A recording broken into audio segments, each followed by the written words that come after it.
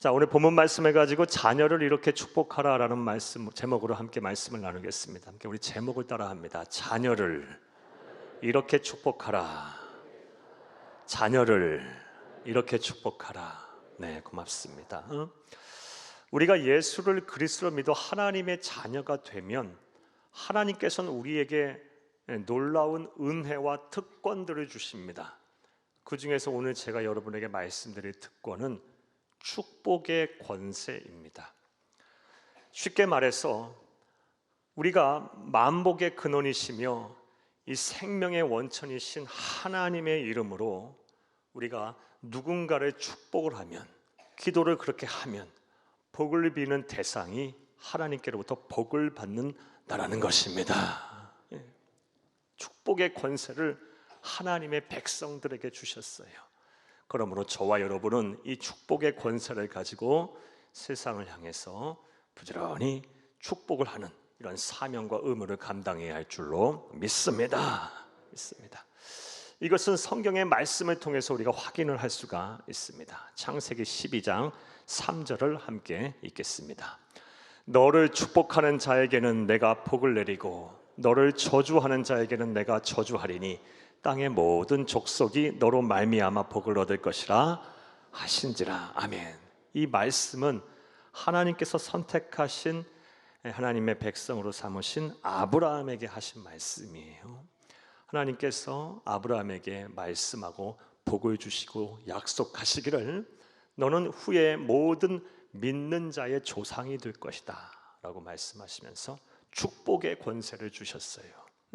네가 복을 비는 자는 다 내가 그들에게 복을 주겠다라고 말씀하시고 이 축복의 권세를 약속하셨습니다. 자, 그런데 우리 또한 아브라함처럼 하나님의 선택을 받은 하나님의 자녀이자 백성입니다. 하나님이 선택하시지 아니고 하나님이 부르시지 않으면 누가 예수를 믿겠습니까? 믿고 싶어야 믿고 오고 싶어야 오고 누가 가자고 해야 오고 또 우리 마음에 하나님의 부르심에 그 응답하는 그 믿음이 없다면 성령께서 역사하지 아니하시면 절대로 예수 못 믿습니다. 평생 그렇게 세상의 전부인 줄 알고 살다가 그렇게 끝나버립니다. 그런데 우리는 하나님이 사랑하셔서 하나님이 선택하신 하나님의 자녀들입니다. 또한 우리 또한 믿음의 조상으로 세움을 받은 사람들입니다. 그러하게 우리에게도 아브라함처럼 축복의 권세가 있음을 믿으시기를 간절히 주의 이름으로 축복합니다. 그러니까 만복의 근원이시고 생명의 원천이신 하나님의 이름으로 복을 빌으세요. 축복하세요. 세상을 향해 그렇게 하세요. 그러면 여러분의 축복 기도를 들으시고 하나님께서 반드시 복을 비는 대상에게 복을 주실 거예요. 또 다른 말씀도 보겠습니다. 민수기서 6장 22절에서 27절을 함께 읽겠습니다. 여호와께서 모세에게 말씀하여 이르시되 아론과 그의 아들들에게 말하여 이르기를 너희는 이스라엘 자손을 위하여 이렇게 축복하여 이르되 여호와는 네게 복을 주시고 너를 지키시기를 원하며 여호와는 그의 얼굴을 내게 비추사 은혜 베푸시기를 원하며 여호와는 그 얼굴을 내게로 향하여 드사 평강 주시기를 원하노라 할지니라 하라. 그들은 이같이 내 이름으로 이스라엘 자손에게 축복할지니 내가 그들에게 복을 주리라. 아멘. 이 말씀은 구약의 제사장의 시작이라고 할 수 있는 아론과 그 아들들에게 주신 하나님의 명령입니다. 어떤 명령을 하셨습니까? 너희들은 내 이름으로 이스라엘 백성들을 축복하라. 그리하면 그들에게 복을 주실 것이다. 복을 줄 것이다. 이것이 구약의 제사장들의 사명이었어요. 권리였고 권세였어요. 자, 그런데 신약의 시대를 사는 우리들, 교회의 시대, 성경의 시대, 성령의 시대를 살고 있는 우리들 또한 구약의 제사장들처럼 왕 같은 제사장임을 믿으시기를 간절히 주의 이름으로 축복합니다. 베드로전서 2장 9절 함께 읽겠어요. 그러나 너희는 택하신 족속이요 왕 같은 제사장들이요. 여기까지만 읽겠어요. 우리를 향하여 분명 왕 같은 제사장들이라 말씀을 하고 계세요. 그러므로 우리 또한 구약의 제사장들처럼 우리에게도 하나님께서 축복의 권세가 주어졌음을 알고 우리 또한 부지런히 이 축복의 권세를 활용해서 세상을 향할 복을 빚는 축복하며 기도하는 저와 여러분이 되어야 할 줄로 믿습니다. 그렇다면 우리가 좀 더 구체적으로 생각을 해보겠어요. 우리가 복을 빌어야 할 대상들은 누가 있을까요? 오늘은 여러 사람들, 여러 대상들이 있겠지만 자녀들을 축복하며 그 말씀을 은혜를 나누려고 해요.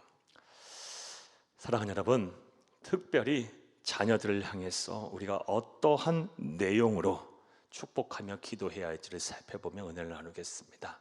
부디 오늘 말씀을 들으시고 말씀대로 자녀들을 축복하셔서 축복의 권세를 가지고 자녀들을 축복하셔서 자녀들이 그 복을 받고, 자녀가 없으신 분들은 여러분들이 그 복을 받으시기를 간절히 주의 이름으로 축복합니다. 자, 그렇다면 사랑하는 여러분, 우리가 어떠한 내용으로 우리의 자녀들을 축복해야 할까요? 본문 말씀을 보게 되면 그 질문에 대한 아주 모범적인 답을 우리가 얻을 수가 있습니다. 오늘 본문인 창세기 49장 22절에서 26절 말씀은 요셉을 향한 아버지 야곱의 축복 기도입니다. 오늘 본문 말씀이 속한 이 창세기 49장 전체가 임종을 앞두고 있는 야곱이 12아들을 불러 모아놓고 한 축복의 기도예요. 그런데 이 축복 기도가, 아버지 야곱의 축복 기도가 단순한 축복 기도가 아니라 이 예언적인 축복의 말씀들이에요. 성령의 감동을 받은 이 야곱이 예언의 말씀으로 축복하며 기도했어요. 그리고 이 예언의 말씀에 따라 창세기 49장에 나오는 12아들에 대한 예언적 축복 기도가 훗날 역사 속에서 이루어졌고, 지금도 이루어지고 앞으로도 이루어질 것입니다. 성서 신학자들 대부분이 이 창세기 49장을 가리켜서 예언적 축복 기도다라고 명시하기도 합니다. 그러므로 우리는 이 야곱의 축복 기도인 창세기 49장의 말씀을 주의 깊게 살펴봐야 합니다. 장차 이루어질 말씀이니까요. 그 중에서도 이 야곱의 12아들 중에서 유다와 요셉을 향한 이 아버지 야곱의 예언적 축복 기도를 잘 살펴봐야 합니다. 왜냐하면 유다와 이 요셉을 향한 아버지 야곱의 축복 기도는 우리의 자녀들이, 그리고 우리들이 이 세상을 사는 동안 반드시 받아야 할 영적이며 또 육적인, 현세적인 복에 관한 말씀이기 때문입니다. 자, 이를 좀 더 구체적으로 말씀을 드려보겠습니다. 사랑하는 여러분, 야곱에게는 12아들이 있었습니다. 그 중에서 장남은 르우벤이었어요. 하지만 이 르우벤이 하나님과 아버지 야곱 앞에서 죄를 범합니다. 죄를 범하고 회개하지 않아요. 죄를 범해요. 그 일로 인해서 하나님께서는 이 르우벤에게 있었던 이 장자의 권리를 뺏어서 다른 두 아들들에게 주세요. 유다와 14번째 아들 유다와 11번째 아들인 요셉에게 줍니다. 이와 관련한 말씀을 보겠습니다. 역대상 5장 1절에서 2절입니다. 이스라엘의 장자 르우벤의 아들들은 이러하니라. 르우벤은 장자라도 그의 아버지의 침상을 더럽혔으므로 장자의 명분이 이스라엘의 아들 요셉의 자손에게 돌아가서 족보의 장자의 명분대로 기록되지 못하였느니라. 2절, 유다는 형제보다 뛰어나고 주권자가 유다에게서 났으나 장자의 명분은 요셉에게 있느니라. 아멘. 먼저 영적인 주도권, 영적인 장자의 권은 네 번째 아들인 유다에게로 가요. 하나님을 잘 섬기고 부모에게 효도했던 아들 유다에게로 가요. 이와 관련한 말씀도 보겠어요. 창세기 49장 8절에서 10절입니다. 유다야, 너는 내 형제의 찬송이 될지라. 네 손이 내 원수의 목을 잡을 것이요 내 아버지의 와대들이 내 앞에 절하리로다. 유다는 사자 새끼로다. 내 아들아, 너는 움킨 것을 찢고 올라갔도다.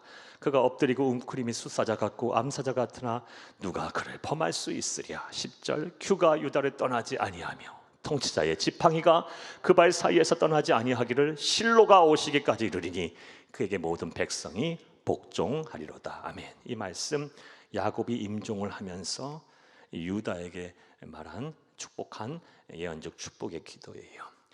창세기 49장 9절에 사자와 같다 것이다 라고 말한 것은 다윗 왕과 이후에 다윗 왕의 후손들을 통해 나타날 이스라엘의 왕들을 상징하고요. 그리고 창세기 49장 10장에 나오는 실로는 바로 우리 주 예수 그리스도를 말하는 거예요. 그러니까 야곱이 그런 예언을 한 거예요. 그리고 훗날 이 모든 일들이 다 유다의 자손들을 통해서 이루어졌어요. 우리 주 예수님께서도 유다 지파 유다 아들의 후손을 통해서 이 세상에 오셨습니다. 할렐루야.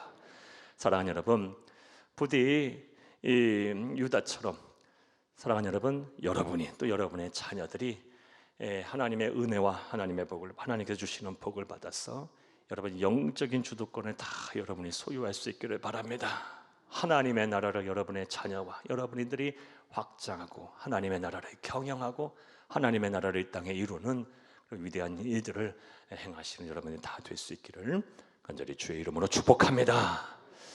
나아가 이 육적인 장자권, 현세적인 이 장자권은 요셉에게 갔어요. 요셉 11번째 아들입니다. 사랑하는 여러분, 창세기 시점에 장자는 유산을 상속하거나 재산을 상속할 때 항상 다른 형제들보다 2배의 분깃을 받았어요. 자, 요셉은 어떻게 그것이 실현됐을까요? 오늘 본문 말씀에 바로 앞장이 되는 창세기 48장에 보게 되면 이러한 내용의 이야기가 나옵니다.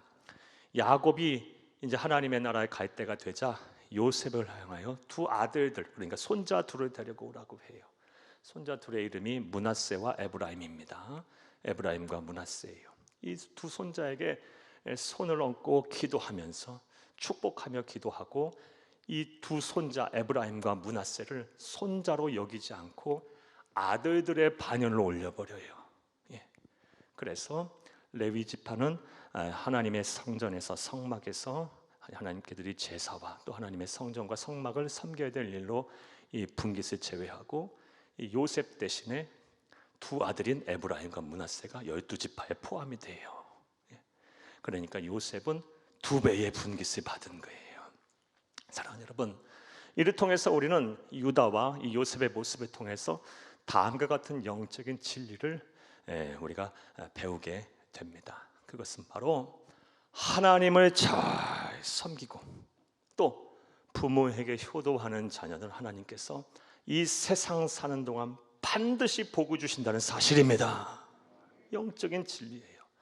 이 세상에서 잘되고 형통하고 싶으냐, 땅에서 장수하고 싶으냐, 하나님마다 잘되고 싶으냐, 먼저는 하나님을 잘 섬기고 부모에게 효도해라. 이게 성경이 우리에게 주는 아주 일관성 있는 진리예요. 여러분과 여러분의 자녀들이 다 그렇게 되기를 간절히 주의 이름으로 축복합니다. 자, 다시 본문의 내용 설명으로 돌아와 보겠습니다. 저는 앞서 이 본문이 포함된 창세기 49장이 이 야곱이 임종 직전에 12아들들을 불러놓고 모아놓고 한 예언적 축복기도라는 말씀을 드렸어요.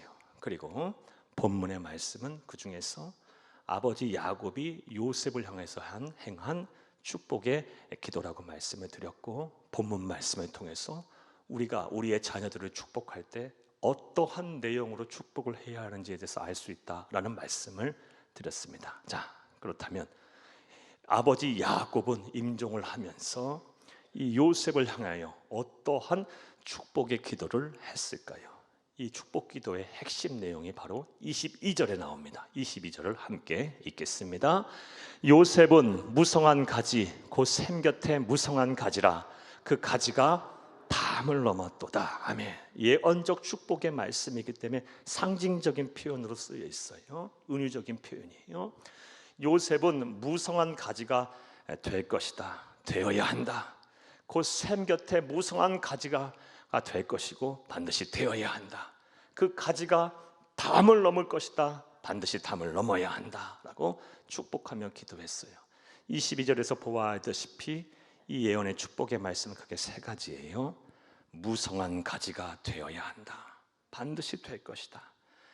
너는 샘 곁에 심겨진 나무로부터 뻗어난 무성한 가지가 될 것이다. 되어야 한다. 그리고 너는 담장을 넘어가는 그런 나무가지가 되어야 한다. 될 것이다 라고 축복했어요. 이 세 가지 예언의 축복의 말씀을 통해서 우리는 우리의 자녀들을 축복하되 어떠한 내용으로 축복을 해야 하는지에 잘 알 수가 있습니다. 자, 이제 이러한 내용 이해를 바탕으로 생각을 해보겠습니다. 사랑하는 여러분, 우리가 우리의 자녀들을 축복할 때 또 우리 자신이 받아야 할 복으로 어떠한 내용을 가지고 축복하며 기도해야 할까요? 자, 이제부터 따라하시겠습니다. 첫째로, 물질이 풍성하고 자손이 번성하도록 축복해야 합니다. 한 번 더 따라하시겠습니다. 물질이 풍성하고 자손이 번성하도록 축복해야 합니다. 이게 부모가 자녀를 위해서 또 우리 그리스도인들이 축복의 권세를 가지고 축복해야 될 내용이에요. 오늘 본문 22절을 함께 읽겠습니다. 요셉은 무성한 가지, 여기까지만 읽겠어요. 무성한 가지가 되어야 한다, 될 것이다 라고 예언적인 축복을 했어요. 자, 그렇다면 무성한 가지가 의미하는 바가 무엇일까요? 먼저는 물질이 풍부한 삶을 말해요. 경제적인 윤택함, 경제적으로 부유한 삶을 살게 될 것이다 라는 물질의 복을 의미합니다. 이것은 본문 25절을 통해서 더 정확하게 알 수가 있습니다. 25절을 함께 읽겠습니다.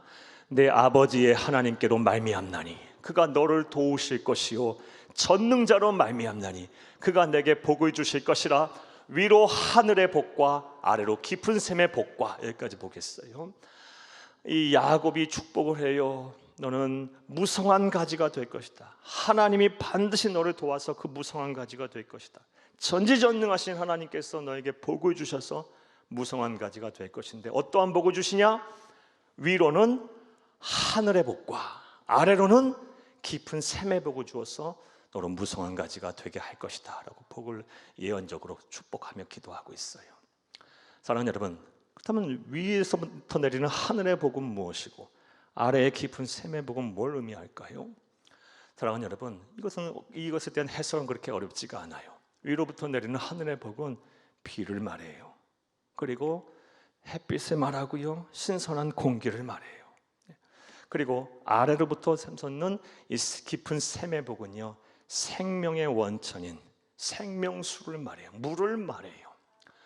우기가 짧고 건기가 긴 사막 기후인 이스라엘 땅에서 위로부터 내리는 하늘의 복이 없으면, 또 깊은 샘의 아래로부터 나오는 샘의 복이 없으면 사람 못 살아요. 예. 농작물을 재배할 수도 없고 목축도 할 수가 없어요. 예. 살 수가 없어요. 부유할 수가 없어요. 해질 수가 없어요. 부유하던 사람도 위로부터 하늘로부터 내리는 복이 없고 깊은 아래로부터 내리는 샘의 복이 없으면 금방 가난하고 궁핍해지는 거예요. 그러므로 여기서 말한 무성한 가지가 의미하는 바는 무엇이다? 사랑하는 여러분, 풍부한 물질의 복, 경제적인 부유함, 이것을 의미하는 것임을 믿으시기를 간절히 주의 이름으로 축복합니다. 여러분이, 여러분의 자녀들이, 여러분의 후손들이 이 복을 받기를 바랍니다. 그리고 이 복을 받기 위해 날마다 축복하며 기도하시는 여러분 되기를 간절히 주의 이름으로 부탁합니다. 또 무성한 가지가 의미하는 바는 무엇일까요? 무성한 가지가 의미하는 또 다른 의미는 자손의 번성함을 의미합니다. 이 역시 본문 25절을 통해서 알 수가 있습니다. 25절 다시 한번 읽겠습니다. 네 하나님 아버지께로 말미암나니 그가 너를 도우실 것이요 전능자로 말미암나니 그가 내게 복을 주실 것이라. 위로 하늘의 복과 아래로 깊은 샘의 복과 젖먹이는 복과 태의 복이로다. 아멘. 사랑하는 여러분, 오늘날에는 산모가 젖이 잘 안 나와도 분유도 먹어도 되고 또 대체 음식이 있어서 아기가 자라는데 문제가 없어요. 하지만 성서시대에 산모가 젖이 나오지 않는다, 이건 아기가 살 수가 없는 거예요. 젖동량을 하든 어떻게 하든 하지 않는 한 이 아이는 죽는 거예요. 또 태의 복이 없어서 오늘날 같은 날에 일찍 아이가 태어나거나 조산을 하거나 또 온전하게 성장을 하여 태어나지 않다 할지라도 요즘은 의학이 발달해서 아이 잘 클 수 있어요. 건강하게 자랄 수 있어요. 하지만 성서시대에 그런 것들이 어디 있어요? 태의 복이 없다면 그 아이 죽는 거예요. 산모도 위험한 거예요. 곧 젖먹이는 복과 태의 복으로 내가 너를 도와줄 것이다 라는 말씀의 의미는요, 그래서 무성한 가지가 되게 할 것이라는 말의 의미는 자손을 번성케 하시겠다는 말씀이에요. 그러므로 저와 여러분은 이 약속의 말씀을 붙잡고 여러분이 또 여러분의 자녀들과 우선들이 그렇게 되도록 날마다 축복하며 기도해야 할 줄로 믿습니다. 오늘날 이 사회가 이 경쟁이 아주 치열하고 심하고 또 먹고 살기 힘들다 보니 우리의 자녀들이, 우리의 청년들이 결혼이 자꾸 늦어져요. 이 결혼 뭐 안 하고 싶어서, 늦게 하고 싶어서 하겠어요? 살기 힘드니까 그런 거예요. 먹고 살기가 힘드니까. 또 결혼을 해서도 아이를 금방금방 못 낳아요. 왜? 역시 살기가 힘드니까, 해야 할 일이 많으니까 힘들어요.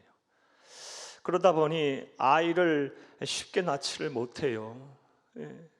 노산이 되다 보니 불임도 많고요. 또 환경적인 요인들, 환경 오염도 심하고 스트레스가 많은 사회를 살다 보니 쉽게 아이가 잘 안 생겨요. 우리 성도님들 가운데 그런 분들이 여러 계세요.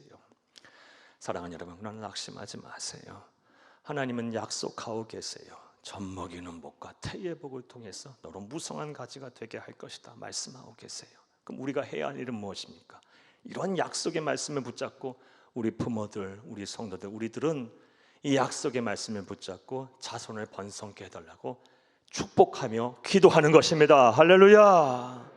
여러분에게 이런 복이 임하기를 원하고 이런 은혜가 임하기를 간절히 주의 이름으로 축복합니다. 자, 정리해 볼게요. 우리가 자녀들을 위해서 어떠한 내용으로 축복해야 할까요? 첫 번째로 무성한 가지처럼, 즉 물질이 풍성하고 자손이 번성하도록 날마다 축복하며 기도해야 할 것입니다. 또 둘째로 우리가 어떠한 내용으로 우리의 자녀들을 축복해야 할까요? 따라 하시겠습니다. 둘째로 하나님과 깊은 영적 관계를 맺도록 축복해야 합니다. 누가 우리의 자녀들과 우선들이 하나님과 깊은 영적인 관계를 맺고 살도록 우리가 축복하며 기도해야 합니다. 사랑하는 여러분, 오늘 본문 말씀 22절을 다시 한번 읽겠습니다. 요셉은 무성한 가지 곧 샘 곁에 무성한 가지라. 아멘. 자, 여기까지만 읽겠습니다. 무성한 가지가 되어야 한다. 그런데 어떤 가지가 되어야 된다? 샘 곁에 심겨진 나무로부터 뻗어난 무성한 가지가 되어야 한다. 그렇게 될 것이다 라고 축복하며 이 야곱이 요셉을 축복하며 예언적 축복 기도를 했어요. 자, 그렇다면 샘 곁에 무성한 가지는 라는 말의 의미는 또 무엇일까요? 이것에 대한 의미를 찾는 것은, 해석하는 건 또 역시 그렇게 어렵지 않아요. 사랑하는 여러분, 샘은 광야에서, 사막에서, 샘, 오아시스는 어떠한 의미가 있나요? 오아시스, 광야와 사막에서 오아시스와 샘은요, 생명의 원천이에요. 생명수예요. 물 한 모금 제대로 먹을 수 없는 광야와 이 사막에서 샘은요, 모든 만물이 소생하고 살아날 수 있는 근원이 되는 곳이에요. 생명의 원천이에요. 그 오아시스 샘의 생명의 원천인 곳에 심겨진 나무는요, 세상에 어떻게 돌아가든 간에 그 나무는 잘 자라요.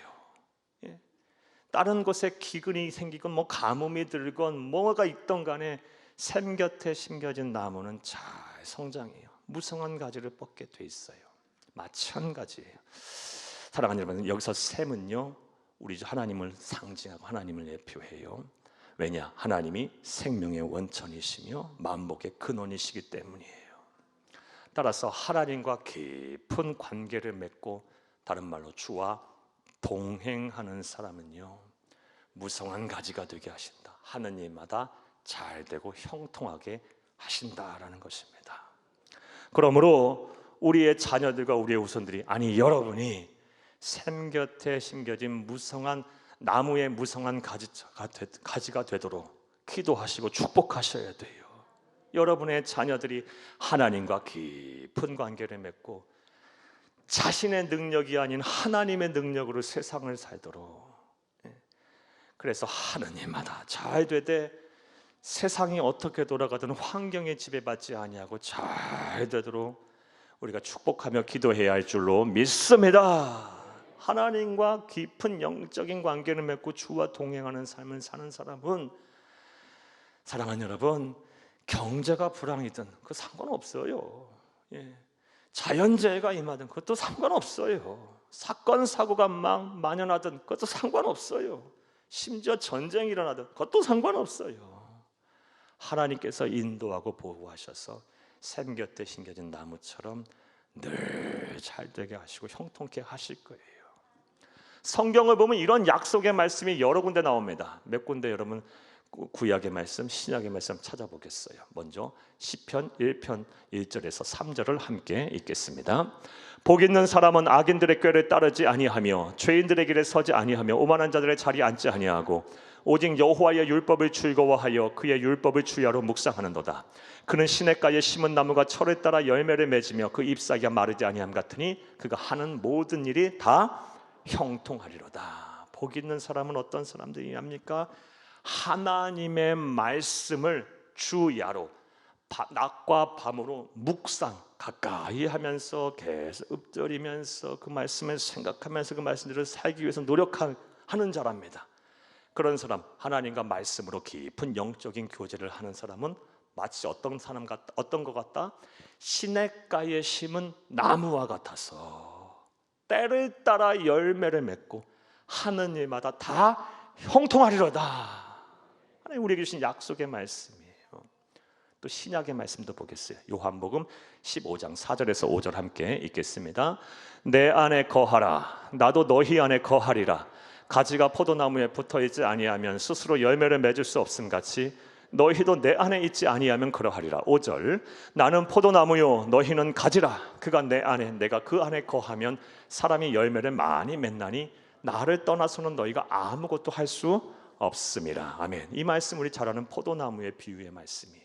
예수님께서 비유로 말씀하시기를 당신 자신이 포도나무라라고 말씀하셨고 성도인 우리를 가리켜서 포도나무에 붙어있는 가지다 그랬어요.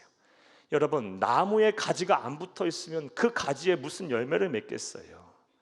포도나무이신 나무이신 예수님에게 철썩 붙어있어야 가지인 우리가 이 세상 사는 동안 열매를 맺는 거예요. 하나님과 깊은 영적인 교제, 이 깊이가 깊어지면 깊어질수록 영적인 이 교제의 이 성숙도가 높아지면 높아질수록 짙어지면 짙어질수록 더 우리는 많은 열매를 맺게 되는 거예요. 내 능력이 아닌 하나님의 능력으로요. 자, 이제 이렇게 기도하세요. 사랑하는 여러분, 이렇게 기도하세요.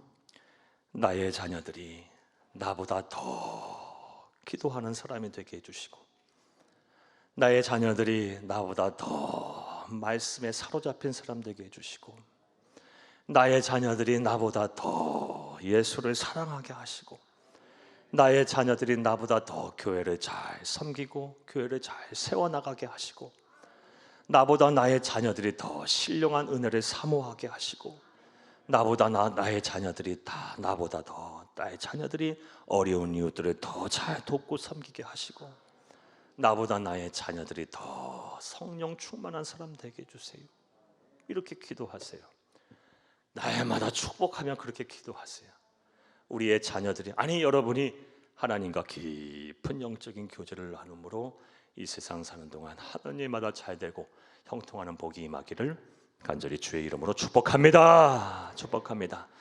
자, 또 세 번째로 우리가 우리의 자녀들을 축복하되 어떠한 내용으로 축복을 해야 할까요? 따라하시겠습니다. 셋째로 하나님께 받은 복이 흘러넘쳐 세상을 살리는 복의 통로가 되도록 축복해야 합니다. 제가 이 설교의 대지를 쓰면서 대지가 좀 길잖아요. 줄여보려고 노력을 했는데 한 단어도 뺄 수가 없겠어요. 하나님께 받은 복이 흘러넘쳐서 세상을 살리는 복의 통로가 되도록 축복해야 돼요. 누가? 우리의 자녀들이. 누가? 여러분이에요.